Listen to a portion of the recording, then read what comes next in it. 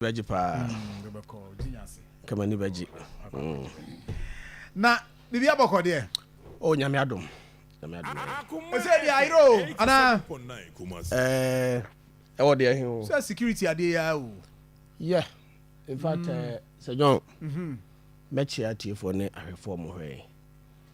I'm shockingly disappointed. Sir. Yes, shockingly disappointed. Na Sir John nye madwen ena mebeka. Okay. Enti NDC mpanyifo se meka bibi na anya muda enye opokumensa na aka na mum de grassroots na ye ko omo na so koto abam I mean ekosere omu so omo mwae na enya tumi no ensema omo ka and I am compelled no matter how bitter it may sound I'm compelled to lay bare in some omo ka mpanyifo ndum anim Sir John yete Ghana ha ane ye kobontoa ye kobontoa no ye ka kire NDC fo mabu se enkrofo yi ye ntiso mo opin se ye say recruitment kononwo mintumin kan ya metima kan fire service for be say aduonum 50 post for nka ho immigration me abi mu wo ha me kire o ma de I told them o me nkola ni bo wi an the results e my kra no na ya mean process no ya mana beginner no amo the pressure esi mizo obogu da be na wasi set ne beba etwen ya kom se set ne ba ya na fa o mo minnim me nkwala me kire o ma de ebi mo mpanyimfo a nyese I mean bi kura mo age kura no mo age kura bro age na ye de fa sa security for no o mo nyina ya nkrofo a ne MPP aban so o mo fa o mo se jo ye no om neti kromo ye no om neti mantemo ene om ba ya yasesa wo no na se John ya hye bo se mo se nkrofo e ba ye o mo sesa mo nkrofo nti mo nto man ne yeso ye ba ye be fa mo se John I am not saying say ye NDC for no ye socially inclined I'm not saying say ye mfa NDC for nko ase de kwasi che mu ba ya om be ye no eno de yade a enye but Sir John enra platforms am woso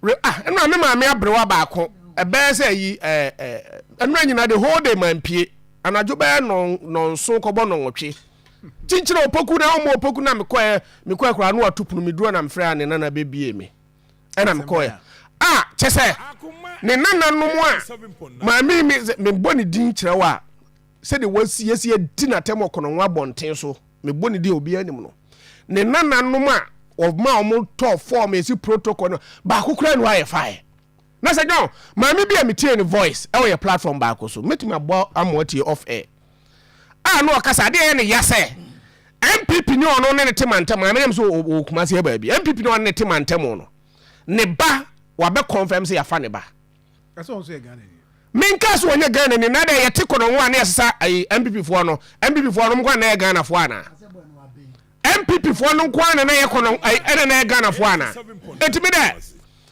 and I say no me to on me nam form what dey ase me to no me di me nsesa wa nemom se ekoba se enkrofo maboa me nya tumi no se ye recruitment na se across the board it appears say no me baby me tie ebi ase buy my protocol what dey ase ebi a se ebi so constituency am protocol bi anipa mienu na se jo am protocol nipa mienu na mienu no ba kokora ya amfa what are you trying to say na ya protocol no say system ya ye kan waze aptitude test system na ye e dey term me ba e dey term na we mu hano grofo we obetimi manipulate that system me say ye ka na mo ntwen protocol na dey na mo ntwen na bia because I'm even hearing say you see a first phase na 555 first phase and the ye kofa MPP for first phase na NDC for dey perform second phase and third phase MPP for no omo sebi MPP for no say for mo first phase na ye kofa NDC for ye brema pa e ba ye kofa second or third phase yana Sir John I am very bitter na bitterness na me exhibit to ha no some because me bo NDC platforms and me also and someone crofone can say no I wouldn't have any moral justification me cause kwakuma enu ya isifo salifo bedi machi ne enkoye kam I don't have any moral justification na kwesi ka say waso ena NDC for na Sajon hypocrisy kwesi ye hypocrite otia MPP for we are hypocrite MPP for mo ba nya mo nkrofo nkwan na NDC ni be na ama efa na adwuma mo nkrofo nkwan na mo ye for mo enti die enti na se mo nkrofo anya adwuma ye de ye ya ba pa se nkrofo anya adwuma reset reset say enkasa asem man bumfu dia reset me say no jai enkasa asem no say unim bra ye bra call from ko campaign unim some am ka kire ye na sansam no ti me metima accord na okasa me nkọ no ngo campaign say John ni ato aba amaye na obi aba ye nkrofo e do makọ na say John ya amfa ba akokra ba kokra na wo kan di I maybe I will disagree with you. You disagree with me? Because entimi ma say you say wo kan ebi awo ya amfa de na nka mo hwehwe so say John enti sama you cannot tell me say nipa 5,000 NDC ni ba kokra ni say John me sumaniwa ye call election vote ayenya o me constituency no eche obi vote o de we ne ye eche MPB vote o de we ne ye e will be a northern region or voter region. So you understand? So what it means I mean vote aggregation vote the percentage of the national vote no what they say your contribution no is much more than MPB and as a constituency be a MP what they contributed to your national presidential vote no. So what it means is say you baby na see your man crofo kwasi hypocrisy na wa exhibit bi ni say ba omi anenama ogbo antoa no ozo ase o my list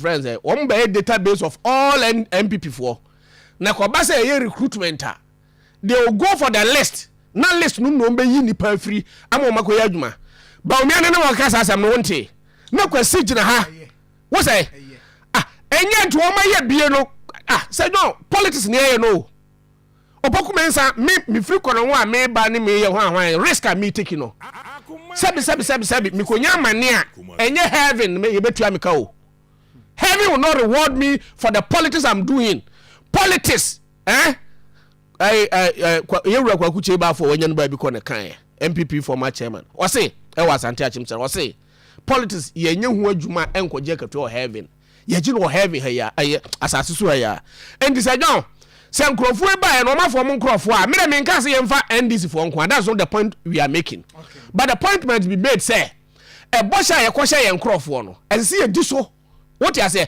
as I see you make sure say ye nkrofo so anya adwuma ni bia ye say John say you see recruitment now for example you say aptitude test pass mark is 65% na 7 law entrance exams with all apologies and no no saying 65 near the call law school 65% ko entrance exam 65% near the call say post your adwuma no enyo say atrotro adwuma nko an ye you enya atrotro nko an say bia ebi obi a detective and CID and as one say ono de oyi obi a otumi twro brofo ana otumi twro kenkan ye wonwuma bebre department bebre o ha say John you don't need somebody who write an aptitude test to obtain a score of 65%. Asan wotumi anya adwuma no bia ye etimi de say de ba omi anama o say all your database of MPP for no obemu o madwuma no yete ho ena kufu ado ba ye MPP for na security ye fa wo mo e dey say NDC ya ba pa ne de say ye na